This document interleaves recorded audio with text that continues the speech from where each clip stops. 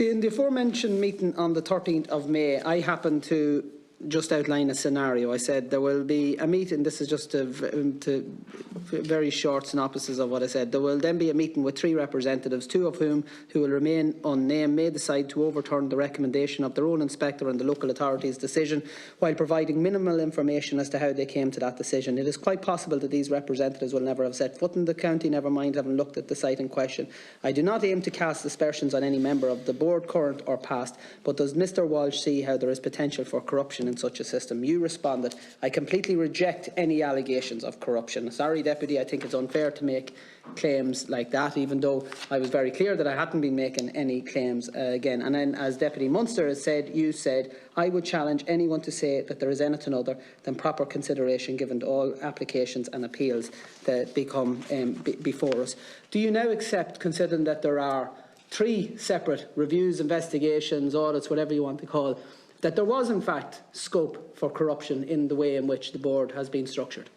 I think until the findings of those reviews come through. I'm not asking you whether there was corruption. I'm asking you whether you accept that there was scope for corruption in the way in which these matters have been handled up to now. I think in any organisation and in any kind of process, there may well be kind of scope to not fully apply the rules and requirements. And the challenge for the board, as with any organisation, is to be able to identify those and take swift and decisive action on those. And that's what the outcome of the reviews will actually provide me with, evidence and recommendations to take such appropriate action. Do you not consider it a failure on your part that it now is taking all of these investigations to investigate, review and audit all of these matters, and that the system wasn't in place to identify and address issues as they may arise? No, the system is in place, and indeed, aside from kind of the issues that have arisen in the last few months, the board has clear systems. We receive a lot of correspondence from individuals, from people in relation to cases they may have been involved with, either during or after the process. We receive other kind of queries. We receive obviously kind of matters from Oireachtas members. So there is a process that's there that deals with any queries that come through. The issues that have, I suppose, and again, kind of I cannot speak on behalf of the Minister or indeed kind of others, but the board actually has a process to examine every matter that is raised with them. No. See, here's the problem. If anybody, regardless of how powerful they are or whatever the case may be, has a fundamental difficulty with the board, with a decision that is made by An Bord Pleanála, the only recourse available to them is to take a judicial review or to take legal action. There is no other mechanism. You have said that in respect of cases for which very serious issues have been raised, that even if your audit, or even if the Remy Farrell, or even if the planning regulator actually come to a decision that a decision was made either on bad practice or corruption or whatever you call it, there is no recourse other than through the courts. Sorry, that is in relation to a board decision. Yes. If somebody writes into us and claims, kind of makes claims or allegations in relation to matters that not relate to actually, I don't like the decision, but there are issues of relevance, they are the ones that actually are kind of are examined, and these are the issues that we are currently undertaking a review on. Okay, so this is what you mentioned. You described yourself as almost the chair and the CEO. You're also, and this is where we're interested, the accounting officer. Correct. Could I just ask the CNAG just to remind me how many departments and bodies do this committee have oversight of? 250. 250. See, this is the problem. Reading through the transcript, and this was cross-party political from several members. Issues were raised on the 14th or the 13th of May 2021 in relation to legal costs, the soaring legal costs, in relation to the scope for conflicts, in relation to the potential trends that were emerging.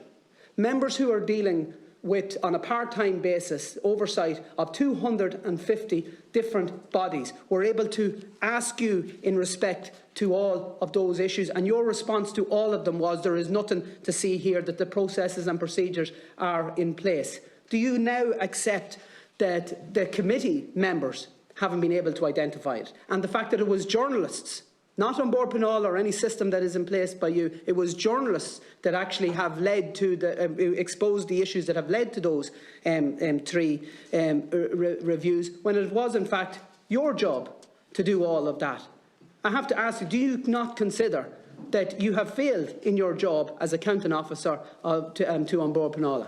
I do not. And actually, the reason why, number one, I don't mind who raises issues, whether it's individuals, whether it's Oireachtas members or journalists. We have a transparent system where people can come in, can view files, can get access to any records associated with decisions. And if people then bring issues to our attention for consideration, examination in relation to what they consider to be potential kind of non-compliance with the requirements of the procedures or indeed the code of conduct, we actually consider and we look at those issues. And just to say, kind of the point of, you know, I'm not saying that we in relation to the JORs, and you say, well, you highlighted last year. Of course, we don't want kind of that number of JORs, but the reality is the system and the decisions that the board takes, the courts actually have a role, and indeed individuals have recourse to that. And that is the only line of appeal because the board is the applicant, is dealing with the applications as opposed to. So, and the courts have found that the board was finding on an illegal basis in respect of those decisions. And despite that, you continued as a board to find in respect on the exact same basis again and again, and being taken to court again and again, and losing in court again and again, to the point where we got to where we were undertaking €8 million a year, 30 of your budget a year was being spent on legal fees, and you didn't say stop, sir. Deputy, as I said earlier on, when we were talking about kind of the court cases, if a judicial review is taken on a particular issue, and there are many reasons why a judicial review is taken, from compliance with EU directives to particular requirements around the documentation that's associated, they aren't all simply the same issue in every single case. But the legacy and the time lag between a JOR being lodged and a judicial review being concluded and a court making its ruling, you actually have in the meantime a significant number, probably eight SHD applications are decided by the board every month, because that's the statutory timeline that we have to make those decisions. So if we're waiting 12 or 18 months, we have a body of cases that are either in the courts. Well, I have to say, because my time is running short. I put it to you that as accounting officer, you had an obligation to actually identify a problem in terms of how it was coming. Likewise, I put it to you as accounting officer that you had an obligation to ensure the case files were actually being distributed to board members on a case by case, on a genuinely random basis. I put it to you that you were actually had an obligation as accounting officer to ensure that this body would not bring the entire planning process into disrepute, which is exactly what has happened in the here and now. Nobody has confidence in An Bord Pleanála as it currently stands, and that happened under your leadership. And I have to put it to you, I believe your position is untenable, and I don't know how you have not come to the same conclusion. Okay, can I just, if you don't mind, just very briefly. The board actually takes lessons from every single judicial review. We get legal advice on all of the actions, the comments from the board. We integrate those into our learnings for both the inspectorate in terms of their analysis and indeed the board in terms of the decisions it can and cannot take. On average, when we're dealing with inspectors' reports, because of the judicial reviews and the lessons that we have built in, the inspectorate reports have probably increased by 50 to 70% in length, purely to cover off many of the issues that the courts have said there is insufficient analysis. So to say that we're not taking any actions arising from the judicial reviews is incorrect. And indeed, as the courts evolve, only in the last 2 weeks, the Supreme Court made a ruling in relation to two similar cases that were decided by different judges with different outcomes. So even the courts themselves are struggling to actually identify what are the issues. But our problem is it's the Irish taxpayer that's actually bearing the brunt of all of this, and what we have is a systems failure at the highest order, I have to say, Chair.